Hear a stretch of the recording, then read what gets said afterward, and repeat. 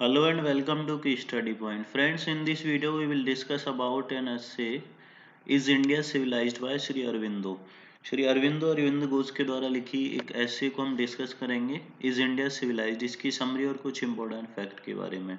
तो इसके फैक्ट आप नोट डाउन कर सकते हैं क्योंकि इसमें ये एक ऐसे है, काफ़ी बड़ा ऐसे है, तो इससे रिलेटेड कुछ फैक्ट ही एग्जाम में पूछे जाने की पॉसिबिलिटी रहती है।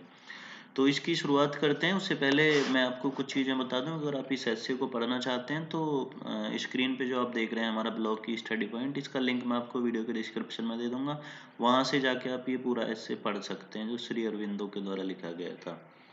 ठीक है, तो इसकी शुरुआत जो इज इंडिया सिविलाइज्ड एक कंट्रोवर्सी क्रिएट हो गई थी एक्चुअल में 90s-20s के आसपास। एक विलियम आर्चर नाम के ब्रिटिश क्रिटिक हुए थे। विलियम आर्चर, आपको ये नाम याद रखना है। इन्होंने इंडियन कल्चर, इंडियन हेरिटेज या इंडियन जो ट्रेडिशनल इथोस हैं उनको अटैक किया था, उनको एकदम खराब बताया था। जैसे कि कॉलोनाइजर्स का माइंडसेट हुआ करता था उस समय कि वो भारत को बड़ा पिछड़ा और बेकार कल्चर और कंट्री बोला करते थे। तो विलियम आर्चर नाम के इस व्यक्ति ने अटैक किया था इंडियन कल्चर और फिलॉसफी पे, हिंदू कल्चर फिलॉसफी पे।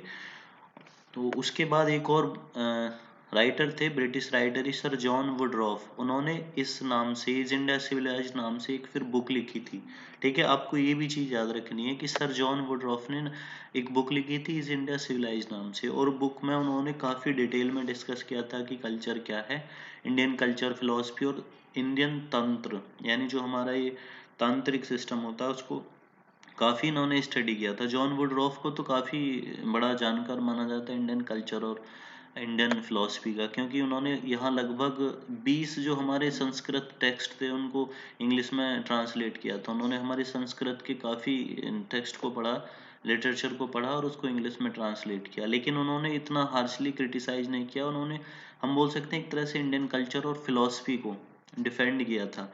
लेकिन श्री अरबिंदो क्योंकि एक महान स्कॉलर और फिलोसफर हुए हैं, उन्होंने ऐसे लिखा था इज इंडिया सिविलाइज्ड, और इसमें उन्होंने विलियम आर्चर के द्वारा जो इंडियन कल्चर पे अटैक किए गए थे उसको डिफेंड किया था, और मतलब उनके ऑलमोस्ट सभी क्वेश्चंस को आंसर करने की कोशिश की थी। जैसे इस ऐसे में वो शुरुआत करते हैं कि आप किसी भी कल्चर या सिविलाइजेशन को कैसे जज कर सकते हो। तो जज करने की शुरुआत कैसे होती है कि आप किसी को जज कैसे करोगे, किन पैरामीटर पे आप जज करोगे किसी कल्चर को कि वो सिविलाइज्ड है या सिविलाइज्ड नहीं है। ठीक है, अनसिविलाइज्ड है, सिविलाइज्ड है।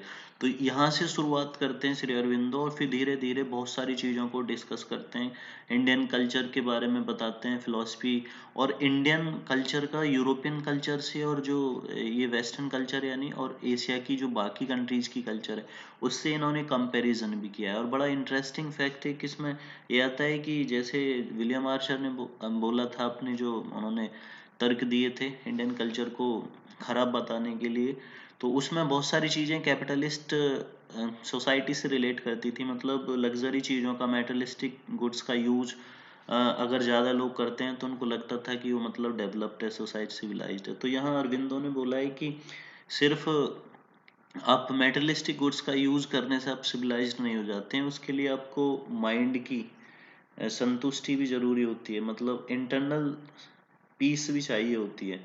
ठीक है, तो इसलिए उन्होंने बोला है कि ह्यूमन लाइफ का जो मेन गोल है वो खुशी पाना है, मानसिक और मतलब शारीरिक, सिर्फ शारीरिक खुशी पाना ही नहीं होना चाहिए, जो यूरोपियन लोग या जो वेस्टर्न कल्चर के लोग हैं ज़्यादातर समझते थे उस समय।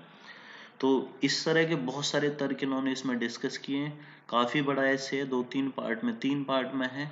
आप इसको पढ़ना चाहते हैं तो वीडियो के डिस्क्रिप्शन में मैं आपको लिंक दे दूंगा इस ब्लॉग का, इस पे जाके आप इसको पढ़ सकते हैं। इसके अलावा और बाकी जो आर्टिकल हैं यूपीएचसी से रिलेटेड वो इस ब्लॉग पे आपको मिल जाएंगे, कुछ वीडियोज़ भी आपको मिल जाएंगी, आप जाके जाके चेकआउट कर सकते हैं। और इस ऐसे को पढ़ना चाहते हैं तो आप ज़रूर पढ़ सकते हैं, क्योंकि इससे रिलेटेड काफ़ी क्वेश्चन एग्जाम में पूछे जा सकते हैं। इन डिटेल आप इसकी स्टडी कर सकते हैं, इस ब्लॉग से जाके वीडियो के डिस्क्रिप्शन में आपको लिंक मिल जाएगा। Thank you.